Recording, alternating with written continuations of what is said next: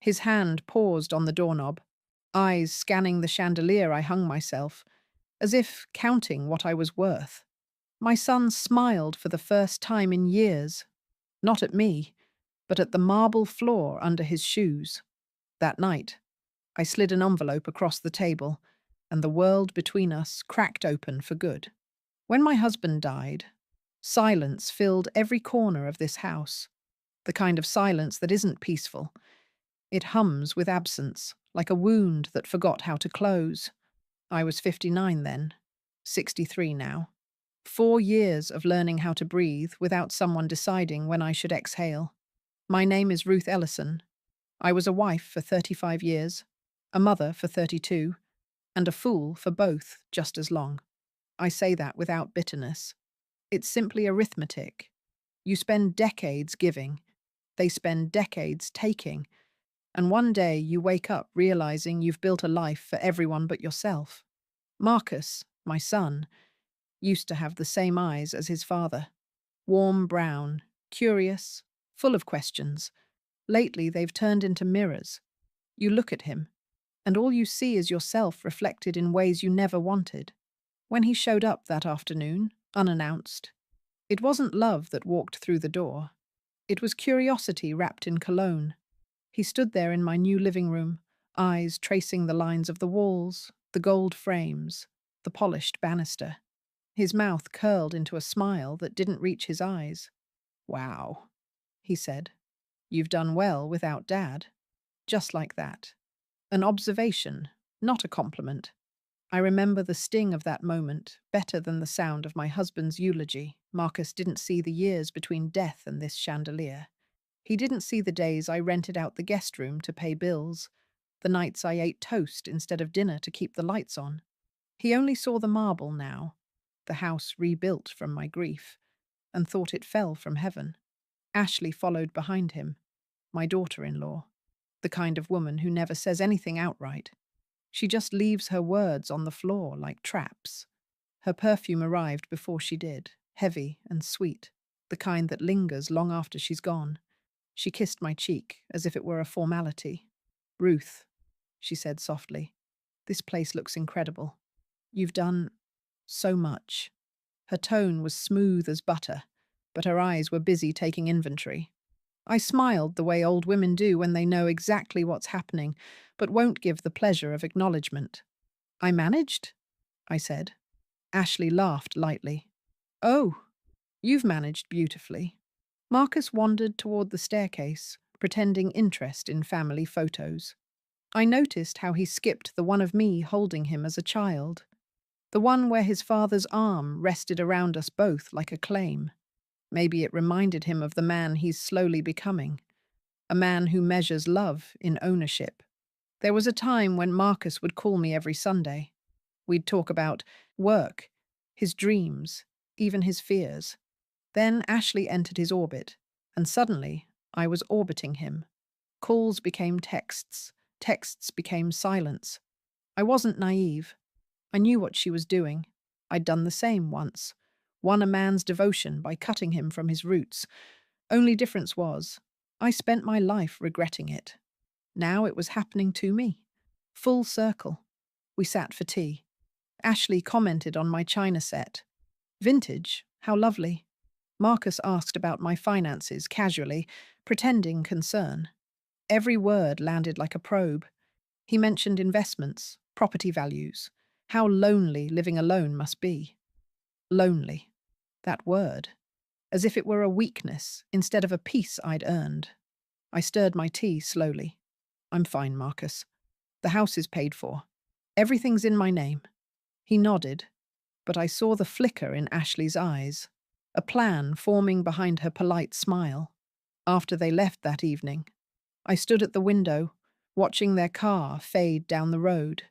My hands trembled, not from fear, but from clarity. For the first time, I saw them not as family, but as trespassers. Two people who mistook my silence for surrender. I walked to my study.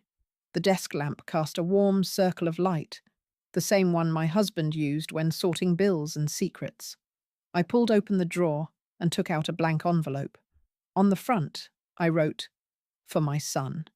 I didn't know what I'd put inside yet, only that one day soon it would carry the truth he refused to hear from my mouth. I sat back, looking at the words, feeling the years settle around me like dust.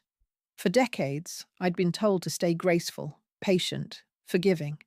That's how women survive betrayal, by swallowing it until it stops tasting bitter. But I'd learned something since the funeral. Bitterness doesn't fade, it ferments. Marcus thought I built this house to impress the world.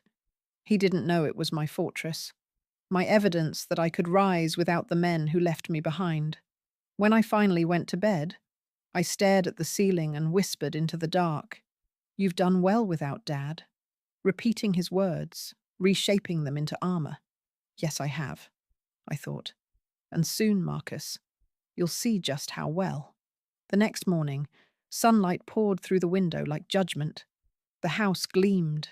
It looked alive, but it wasn't built for show. It was built for reckoning. Because this story doesn't begin with grief. It begins with the moment a woman stops asking to be loved and starts demanding to be seen. And that envelope on my desk, it was the start of everything that would follow. After Marcus left that day, the silence returned. Only this time it felt different. Not the hollow quiet of grief, but the steady hum of something gathering. I sat at the kitchen table, staring at the chair where he'd sat just hours ago, his fingers drumming on the wood like he couldn't wait to leave. It's strange how memory sharpens when trust fades. I could hear echoes of his voice as a boy, soft, curious, always asking, "Mum, how do you fix things?"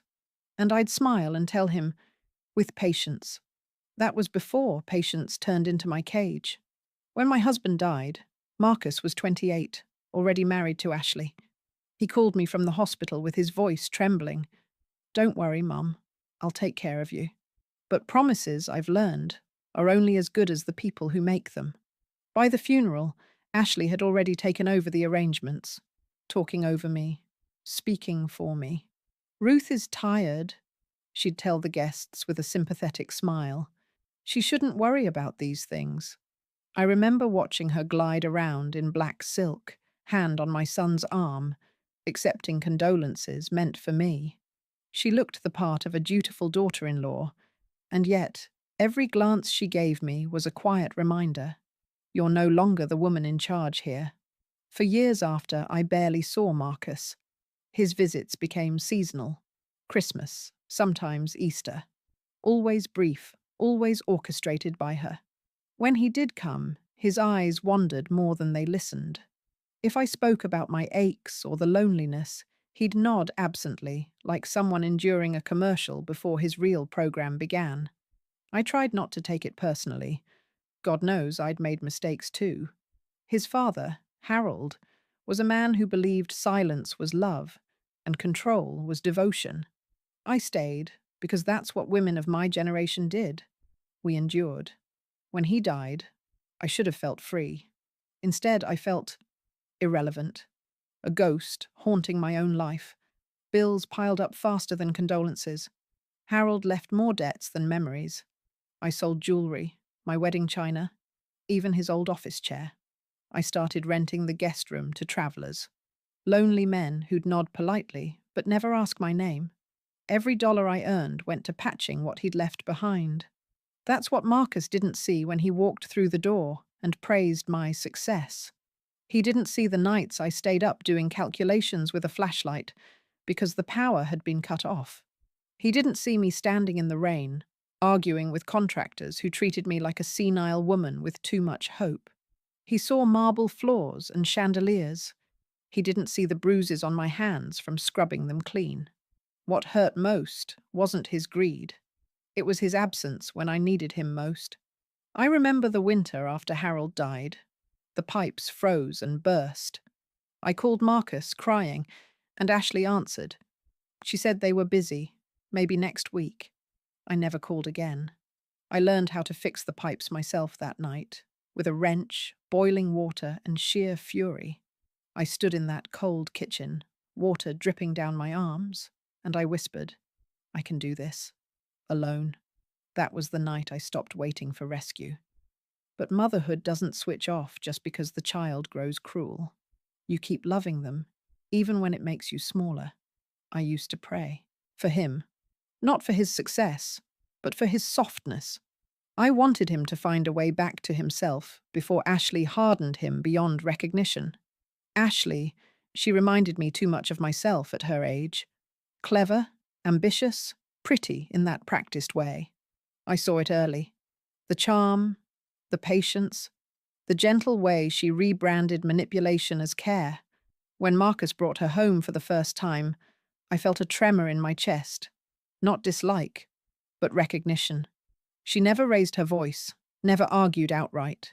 She simply rearranged the truth until everyone agreed with her version of it. I used to do that too, with Harold. It's how I survived. But Ashley didn't use it to survive. She used it to conquer. Sometimes I wonder if Marcus even noticed when his own thoughts started sounding like hers. I remember one afternoon, maybe a year after Harold's death, Ashley invited me to dinner. The food was perfect. Too perfect.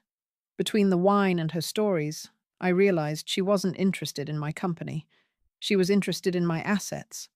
She asked small, pointed questions about the house, the deed, my pension. When I deflected, she smiled, touching my hand like we were allies. "Just looking out for you," she said. That's when the fear began. Not of her, but of what she might make of him. Looking back, I see it clearly now. Betrayal doesn't arrive as a storm. It seeps in like damp under the walls, quiet, persistent, almost invisible until it's too late. When Marcus came back that day, standing under my chandelier, the wound reopened. Not because he'd returned, but because I realized how long ago I'd lost him. I went to my room that evening and took out the old photo album. My fingers brushed over the pages. His first birthday, his graduation, his wedding. The moments when I thought love was unbreakable. But I could see the pattern now. My husband controlled me through silence. My son was being controlled through praise. Different tools, same outcome. Both women, me then, Ashley now, using affection as a leash. That realization didn't break me. It steadied me. I understood that if I wanted justice, it couldn't come from shouting or begging. It had to come from patience, the same weapon that had once imprisoned me. Only this time I'd wield it differently.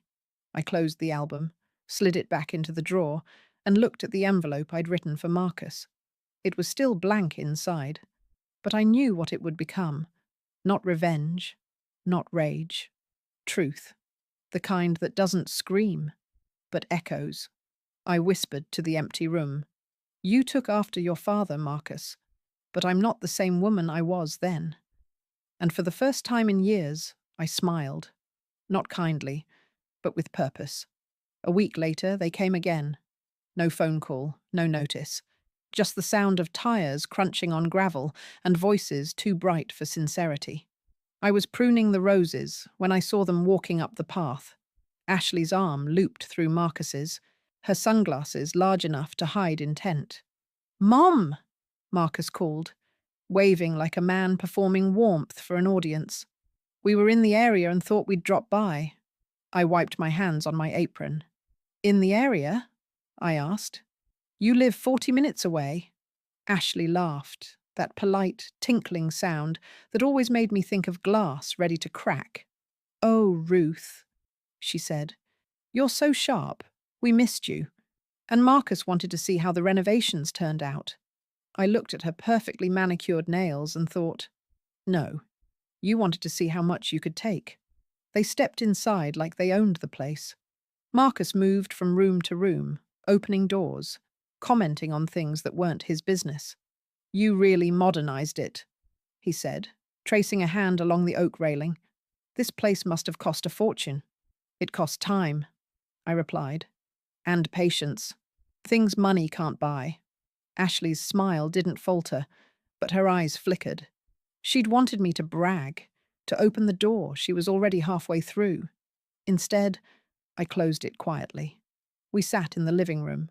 Ashley crossed her legs, elegant and deliberate, and began her performance. Ruth, we've been thinking, she started, her tone syrupy. This house, it's beautiful, but so large. It must be overwhelming for you to manage alone. We could help, you know. Maybe sell it? Find you a smaller place near us? I sipped my tea. Steady hands, even breath. Near you, I repeated, letting the words hang. That's generous. Marcus leaned forward. Mom, it's not about control, we just worry. What if something happens to you here alone? It's not practical. Practical. There's a word men use when they mean profitable. I looked at my son. Really looked at him. He wore his father's expression. Polite concern, masking quiet entitlement. The last time I'd seen that face, Harold was asking me to sign a loan document that drained my savings. I'd signed then. I wouldn't now. You know, I said, setting down my cup. I've managed just fine. But I appreciate the offer. Ashley tilted her head, feigning sympathy. We only want what's best for you. Oh, I know, I said softly. You've always been such a caring daughter-in-law. For the first time, her smile twitched.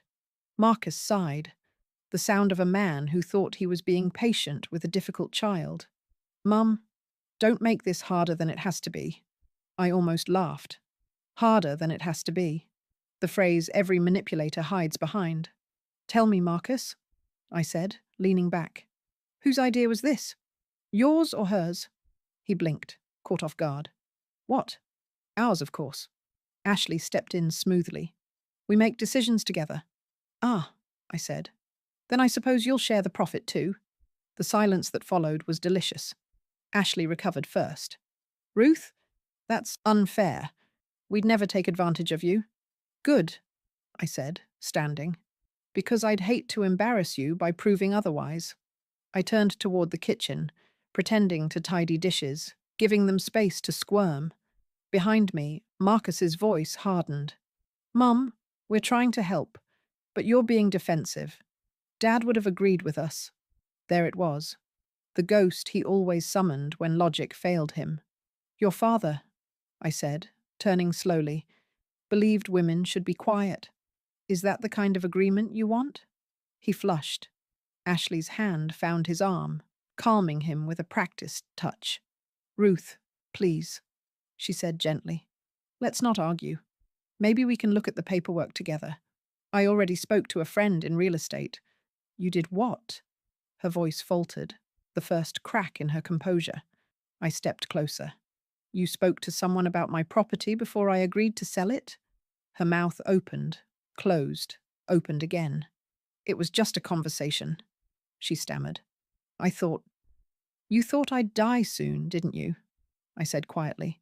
And you'd need to be prepared. The color drained from Marcus's face. Mom? I didn't raise my voice. I didn't need to. Years of being dismissed had taught me the power of stillness. You came here today to test me, I said, to see if I'm weak enough to sign whatever you slide across the table. I may be old, but I'm not finished. Ashley stood abruptly, smoothing her skirt. We should go. Marcus hesitated, caught between shame and pride. He mumbled something about misunderstanding, but I'd already turned away. At the door, Ashley tried one last performance. We'll talk again when you're calmer, she said softly. I smiled. Oh, I'm calm, I told her. You should worry when I'm quiet. The moment the door shut, I felt something inside me shift, something hard and certain settling into place. They thought they'd seen weakness. What they'd really seen was patience, sharpening into resolve. I sat down again at the kitchen table, the same place where I'd once taught Marcus to count coins, the same table where his father once told me I'd never manage without him. I reached for the envelope on the counter, the one marked for my son. Still blank, still waiting. I held it between my hands like a promise. It wasn't time yet, but it would be soon. The phone rang 2 mornings later while I was sorting old receipts. A polite voice on the other end introduced herself as Nancy from the law office. She said she was just confirming my signature on the property transfer forms. For a moment, I couldn't speak. I felt something cold ripple up my spine. I'm sorry, I said slowly. What property transfer? She hesitated, papers shuffling. The documents authorizing the sale of your house, Mrs. Ellison. Signed last week, witnessed by your son. I stared at the phone like it was speaking another language. There must be a mistake, I whispered. I didn't sign anything. Her voice softened, embarrassed. Oh, then I think you'd better come in. When I hung up, the silence wasn't just heavy. It was suffocating, the kind that presses down until breathing feels optional. I sat there, the clock ticking too loudly, the kettle hissing behind me. They'd done it, Ashley and Marcus. My son had stood by while she forged my name. By the time I reached the lawyer's office, my hands were trembling so badly I could barely hold the pen to sign my statement. Nancy laid the papers in front of me. Neat, official, monstrous. There it was. My name, written with confident loops. Not my handwriting, but close enough that any stranger would swear it was. Who submitted this? I asked. Your daughter-in-law brought it in, she said gently. She said you were ill and didn't want to make the trip yourself. For a long time, I just stared at that line. Ill.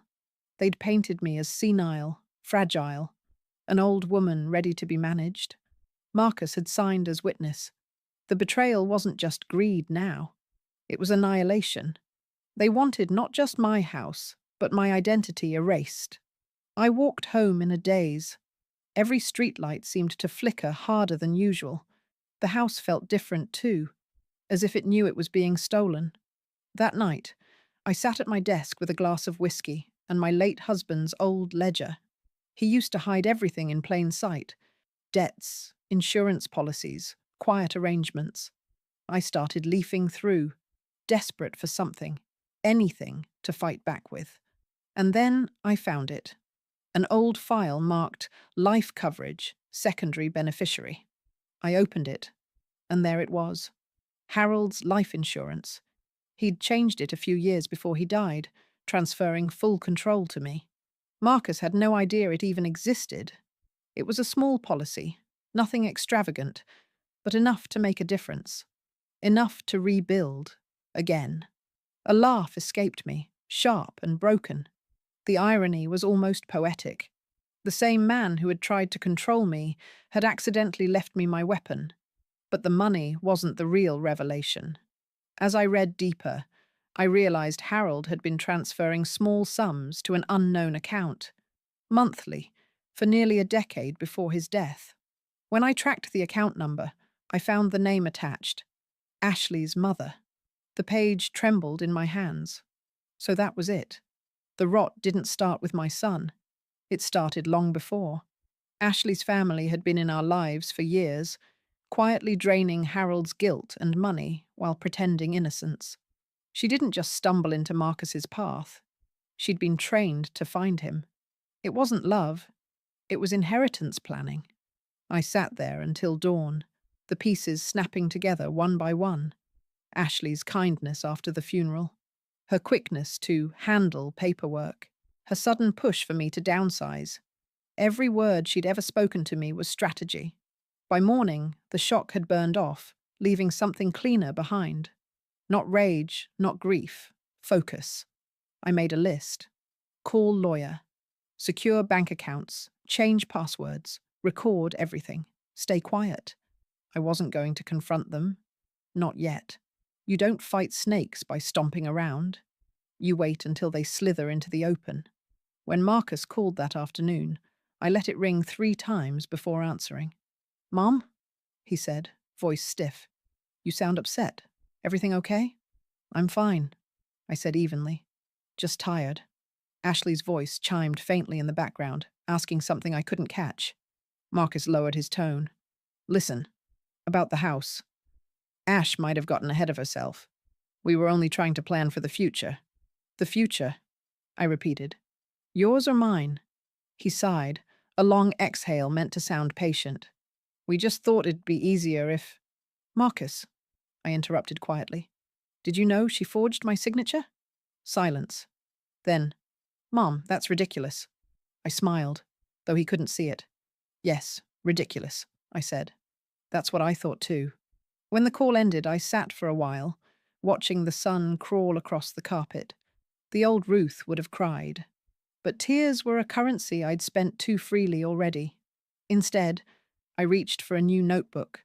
The first page I titled Operation Truth, because what they'd taken from me wasn't just a house, it was the right to be believed. If they thought they'd fooled a grieving widow, they'd soon learn how dangerous grief can be when it stops begging for kindness. I opened the drawer and pulled out the envelope marked for my son. This time I began to fill it. Copies of the forged documents, the policy statement, a photo of Harold's transfers to Ashley's mother. Each item slipped inside like a stone in a river, building weight, shaping current. By the time I sealed it, I felt lighter. Not because justice had come, but because I finally understood the scale of the game I was playing. This wasn't a story of a naive old woman. It was a story of legacy, and what happens when the next generation mistakes inheritance for entitlement.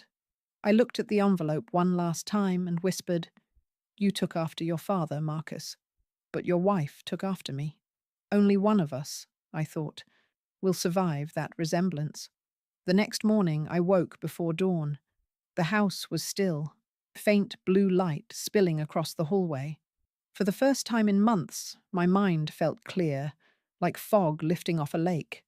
I brewed coffee, black and bitter, and sat at the kitchen table with my notebook. On the cover, I'd written Operation Truth.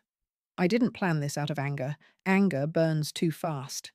What I needed was precision, quiet, invisible steps that would leave no room for denial when the time came. The first thing I did was call Lawrence Harper, the lawyer who'd helped me with Harold's estate years ago. A good man, old enough to remember my husband's temper, sharp enough to hear what I didn't say outright. When I told him about the forgery, there was a pause on the line, then a low, controlled voice. "Don't confront them yet, Ruth. Gather, verify, let them believe you're blind." I smiled. "Oh, they already do." We met later that afternoon in his office. He helped me secure every account, lock my property documents behind a legal hold, and set up a living trust in my name only, one Ashley could never touch. Then, at my request, he drafted something new. A will. But not just any will. A decoy. The first version, neat and official, would go straight into their hands when the time came. It left the house to Marcus. The second version, handwritten and legally validated, would stay sealed with Lawrence. It left everything to a local women's shelter, the same one that had helped me after Harold's death, when I didn't know where to start. It was the closest thing to poetry I'd written in years. I stopped by the bank next. The manager, a young man named Evan, recognized me from years ago when I used to deposit Harold's paychecks. I leaned across the counter and said, "Evan, I need something discreet. Recorded copies of all recent inquiries made about my account. Names, times, everything." He nodded. Curious but professional. When he slid the report across the counter 20 minutes later, I saw Ashley's name printed neatly in the authorized request column. Of course. That night, I opened the file and added it to the envelope. The stack inside was growing heavier. Still, I knew I couldn't do this alone. So I called Mara, an old friend I hadn't seen in years. We'd worked together at the library before I retired, back when I was still learning how to live without apology. She'd gone on to freelance journalism, sharp mind, sharper ethics. She arrived that evening, hair tied back, eyes alert. We sat on the porch, the night thick around us. "Mara," I said, "I need help documenting something without it looking documented." She didn't blink. "Who are we catching?" "My son," I said softly, "and his wife." She let out a slow whistle. "That's ugly." "Ugly's an understatement." I showed her the envelope, the copies, the handwriting analysis from the lawyer. She listened quietly, the kind of silence that holds weight. Then she said, "You've got enough to hurt them. But if you want to end them, You'll need one thing more: proof of intent. You need to make them speak. The next week became a study in patience. Mara helped me set up a small recording device, hidden inside the frame of the mirror by the entryway. Every conversation, every word would be captured. I even planted a decoy document, an unsigned property, draft, on the desk in my study, just visible enough to tempt curiosity. All I had to do was wait. Meanwhile, I played my part. I called Marcus once, asked if he'd visit. I made my voice softer, a little slower, like I was fading. I told him I'd been feeling confused lately. I could almost hear Ashley smile through the phone. When they arrived the next Saturday, I wore the same apron I'd always worn. Ordinary, harmless, invisible. Ashley greeted me with exaggerated sweetness, her eyes already drifting toward the study. We had lunch. She talked about investments again, about how Marcus had been researching good agents in case I ever decided to sell. Marcus nodded along, distracted by his phone, playing the role of dutiful son badly. After dessert, I accidentally mentioned the decoy will sitting on my desk. "Your father's things got me thinking," I said lightly. "I've been updating some paperwork, but I'm not sure I understand all the terms. You two might be able to help." I saw the spark in Ashley's eyes, a flicker of hunger she couldn't mask fast enough. They followed me into the study. I pointed to the papers, feigning confusion. "Here," I said. "Is this how I list beneficiaries?" Ashley stepped forward, scanning the page, her voice smooth. "Yes, that's right. You can sign here and we'll take care of the rest." I nodded. "Of course. You always take care of things, don't you?" I signed nothing. I smiled, thanked them, poured tea. The recorder caught every word. After they left, I sat in that room for a long time, letting the quiet settle. My pulse was steady. I felt not anger, but something more dangerous: satisfaction. By nightfall, I'd transferred the recording to a flash drive and placed it into the envelope.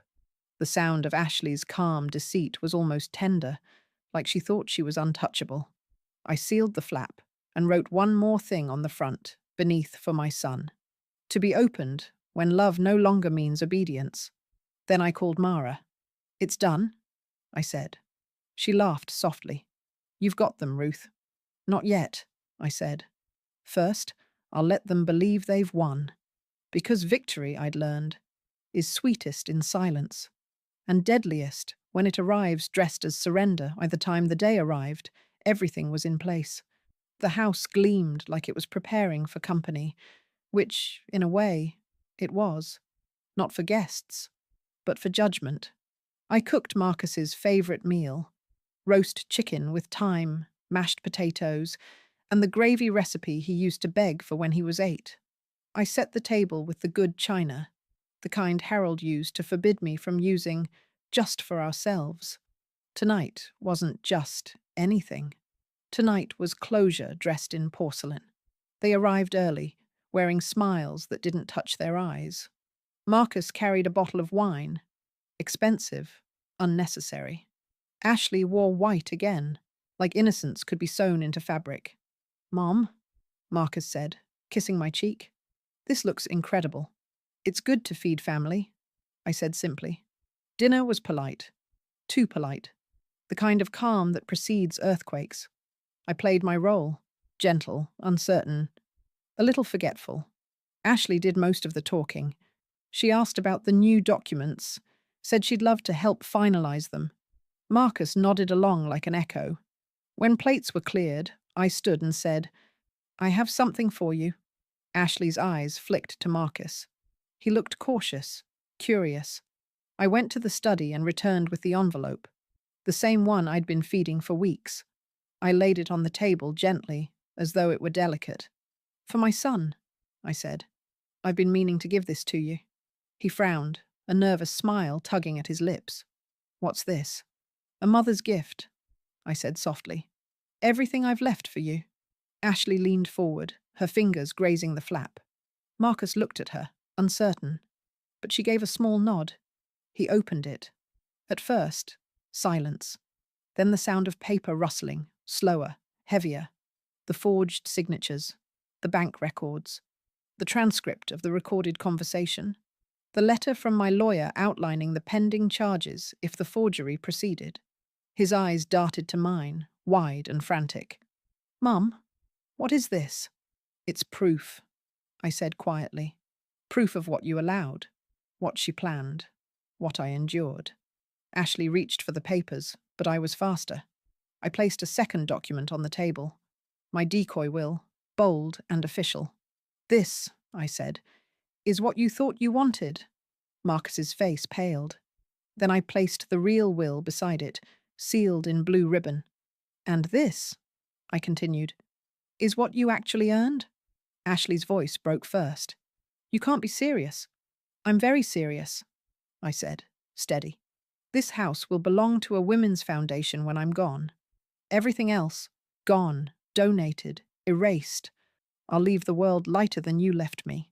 Marcus slammed his fist against the table. "You're doing this out of spite." "No," I said, my voice even. "I'm doing this out of memory." He looked bewildered. "Memory?" I nodded. "Of every time I begged you to visit. Of every bill I paid alone.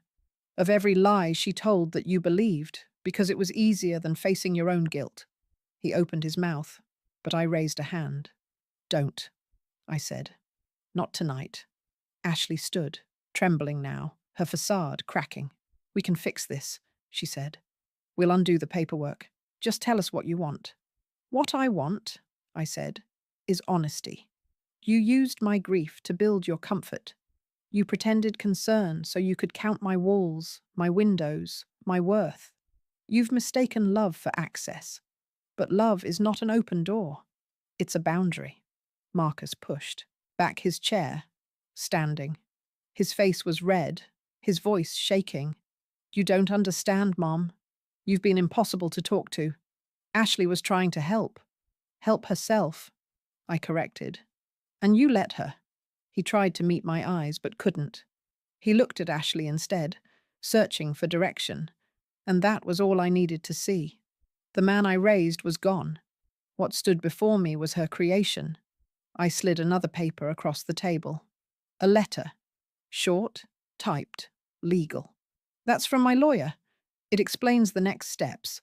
I haven't pressed charges yet, not officially. That's your last mercy."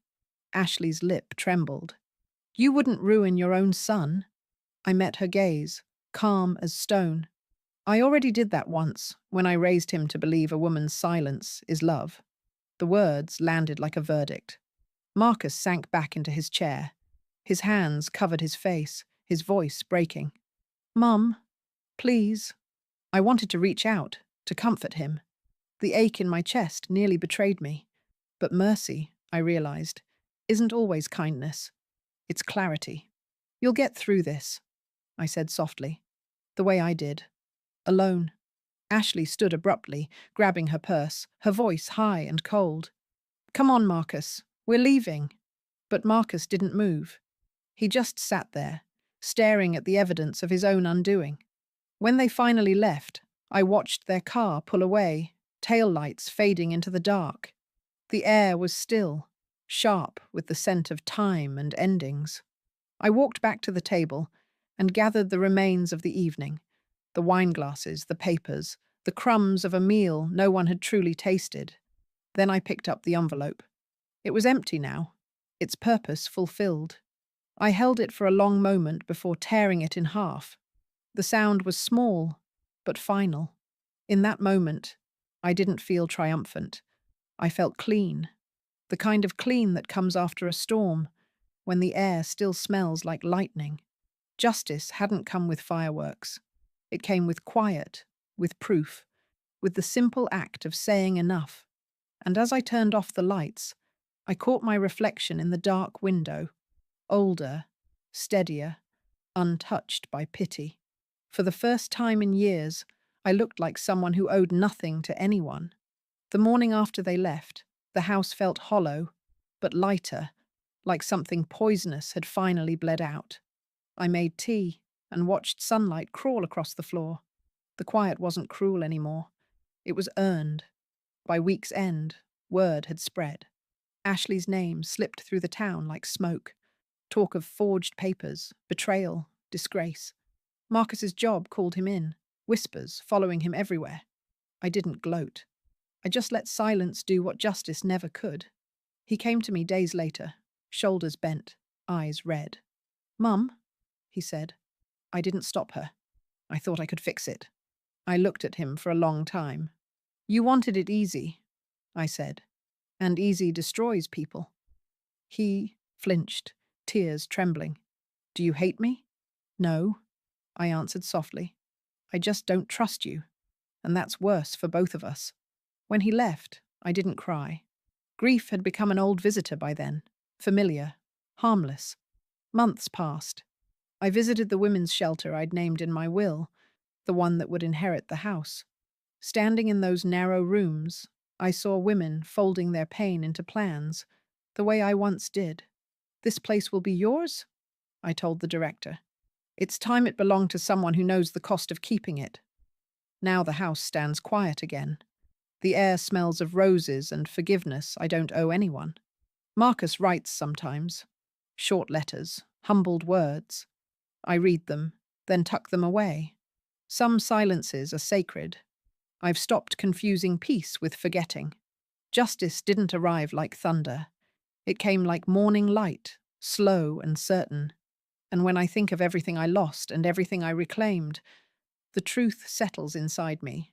Love doesn't end when they betray you, but self-respect begins when you stop forgiving cruelty.